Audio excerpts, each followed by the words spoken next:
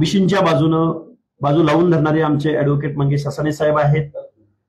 आमच्या पुणे जिल्ह्यातल्या मुळशी तालुक्यातले आमचे सर्व बांधव आहेत. यामध्ये पंचायती मेंबर आहेत, माजी उपसभापती आहेत, सभापती आहेत, सरपंच आहेत, ग्रामपंचायत सदस्य आहेत आणि ग्रामीण भागातला ओबीसी बांधव आणि त्याचा व्यवसाय आणि तो सामाजिक दृष्ट्या दुय्यम स्थानी असल्यामुळं या बांधवांच्या काय अडचणी आहेत आणि ज्यावेळी तिकीट द्यायला सुरुवात झाली, ज्यावेळी या निवडणुकांचा बिगुल वाजला, त्यावेळी काय परिस्थिती निर्माण झाली या 2 सप्टेंबरच्या JR ने, याची परिस्थिती आम्ही तुमच्या समोर मांडणार आहोत.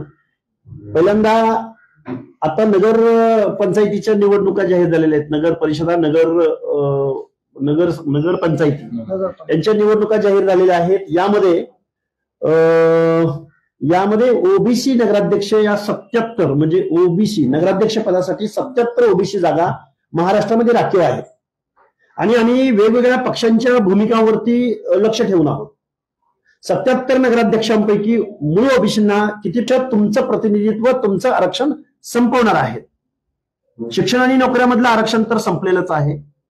निवडणुकामध्ये उरलेलं आरक्षण जर अशा पद्धतीनं तुमचं चॅलेंज केलं जात असेल, हिरावून घेतलं जात असेल, तर इथून पुढे ओबीसीचा प्रतिनिधी, बलुत्या आलुत्यामधला प्रतिनिधी, भटक्या विमुक्त जाती जमातीमधला प्रतिनिधी ज्या मंडल आयोगाच्या माध्यमातून सामाजिक न्याय देण्यासाठी, प्रतिनिधित्वासाठी आरक्षण दिलं गेलं, त्या प्रतिनिधित्वाचा गैरअर्थ घेऊन गरिबी हटवण्यासाठी किंवा कुणाच्या राजकीय प्रेशर खाली येऊन जर ओबीसींच्या अनाथ माती कालवण्याचं काम 2 सप्टेंबरच्या JR ने केलं असेल, हे बघा, लोकनियुक्त सरकारने आमच्या हक्क अधिकाराचं संरक्षण केलेलं नाही.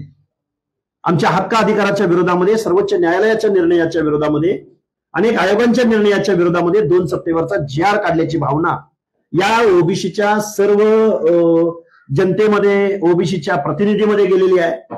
आता मी वेगवेगळ्या पक्षामध्ये वेगवेगळ्या सेलवरती काम करणाऱ्या, मग ते भाजपचे असतील, शिवसेना दोन्ही गटाचे असतील, काँग्रेसचे असतील, राष्ट्रवादी दोन्ही गटाचे असतील, या लोकांना आमचं सांगणं आहे, तुम्ही अग्र हक्कानं तिकीट मागा.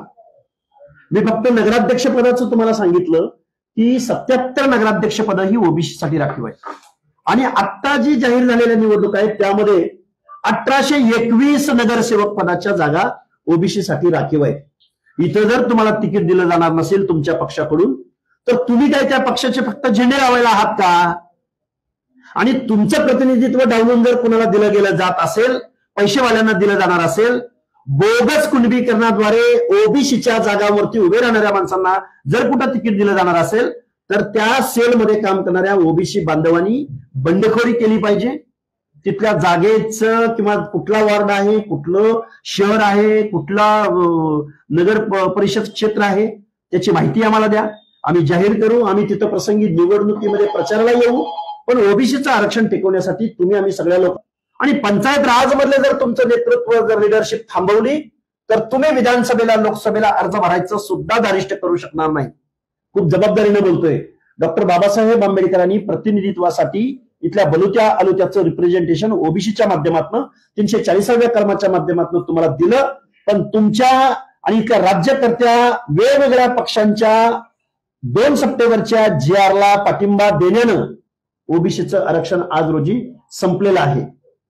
आणि बऱ्याच काही ओबीसीच्या प्रश्नासंदर्भात टेक्निकल बाबी आम्ही तुमच्या समोर मांडणार आहोत. मी उद्याचं ते सुतोवाच पण करेन. उद्या आम्ही शासनकर्त्या लोकांकडून किंवा सत्ताधाऱ्यांकडून किंवा 2 सप्टेंबरचा JR निघाला त्यावेळी अनेक आमदार खासदारांनी लाज नसल्याप्रमाणे, बिनलाजेचे असल्याप्रमाणे सांगितलं की आम्ही ओबीसी आरक्षणाला कुठेच धक्का लागत नाही. मग त्यामध्ये बबनराव तायवाडेंपासून ते वेगवेगळ्या मिनिस्टर्स पर्यंत अनेक लोक म्हणले की ओबीसी आरक्षणाला धक्का लागत नाही.